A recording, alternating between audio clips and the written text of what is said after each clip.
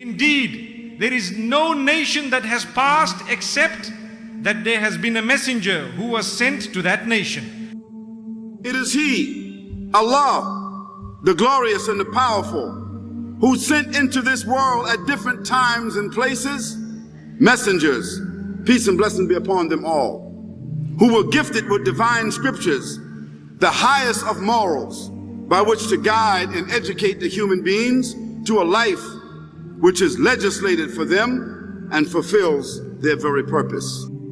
There are those who Allah Azza wa Jal had chosen. What is the total number of Anbiya? Rasulullah sallallahu alaihi wasallam said 120,000, and messengers among them are 315. At one moment there could be tens of prophets. One in the east, one in the west, one in the south, one in the north. And maybe they did not see each other, but Allah sent so many prophets and messengers.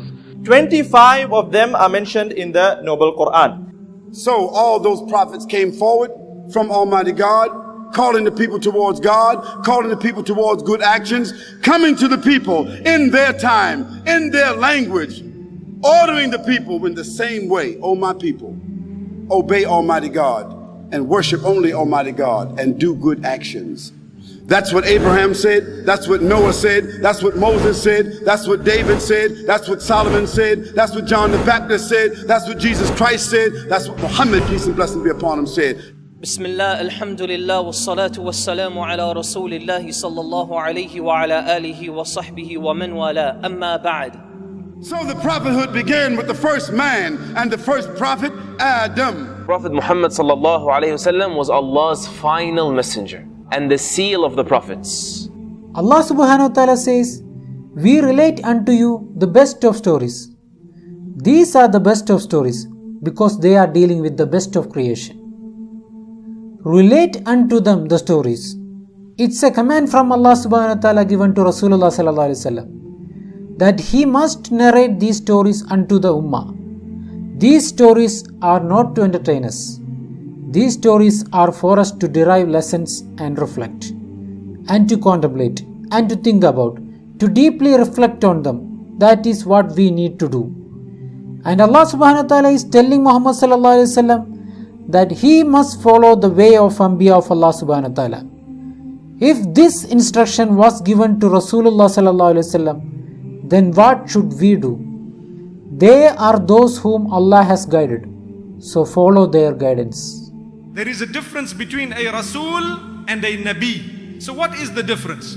One is a messenger and one is a prophet. The one who has a higher status is a Rasul, a messenger. A Rasul is a person who came with a new Sharia, with some law. But the Nabi, who is not a Rasul, is following the law of another Rasul. So every Rasul is a Nabi, but not every Nabi is a Rasul.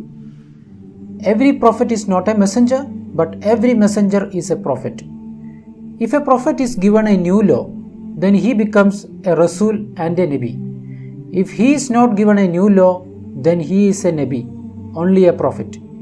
An example of that, to make it little bit clear. Now Musa alayhi salatu wasalam was a Rasul. He was a messenger given a new legislation, Torah. Whilst Harun alayhi salatu wasalam was a Nabi because he wasn't given a new legislation. Instead, he was following up on the legislation of Musa alayhi salatu wasalam. Nabi, the plural of it is Anbiya. Rasul, the plural of it is Rusul. There is a third type of person who is neither a Nabi nor a Rasul, but he is a Rasul of a Rasul, which means he is a messenger of a messenger. And who is that? Every single one of us. Subhanallah. We are all messengers of Rasulullah sallallahu alayhi wasallam. We have the message. It becomes mandatory on us to convey the message of the Anbiya of Allah subhanahu wa ta'ala and their stories. There are certain qualities that all the prophets had. We need to know these qualities. Number one is wahi, divine revelation from Allah subhanahu wa ta'ala. This was something specially for the prophets alayhi salatu wasalam. Messengers were always truthful. They never uttered a lie, even prior to prophethood. They were trustworthy and they were known as trustworthy, all of them. Another quality of the prophets of Allah subhanahu wa ta'ala, physically, they did not have any defect. When you looked at them, you felt like getting closer. Allahu Akbar.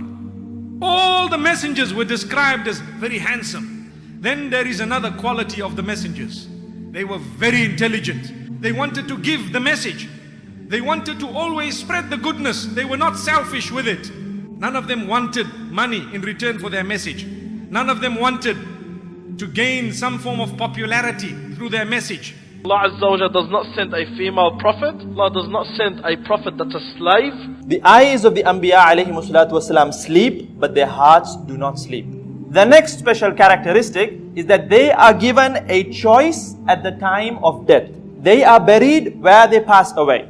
The bodies of the Anbiya alayhimu salatu wasalam do not decay. If it was possible for us to open a grave of a prophet alayhi salatu wasalam, we would find their bodies intact, because the earth does not consume bodies of the Anbiya alayhimu salatu wasalam. If you do not know someone, you cannot love him.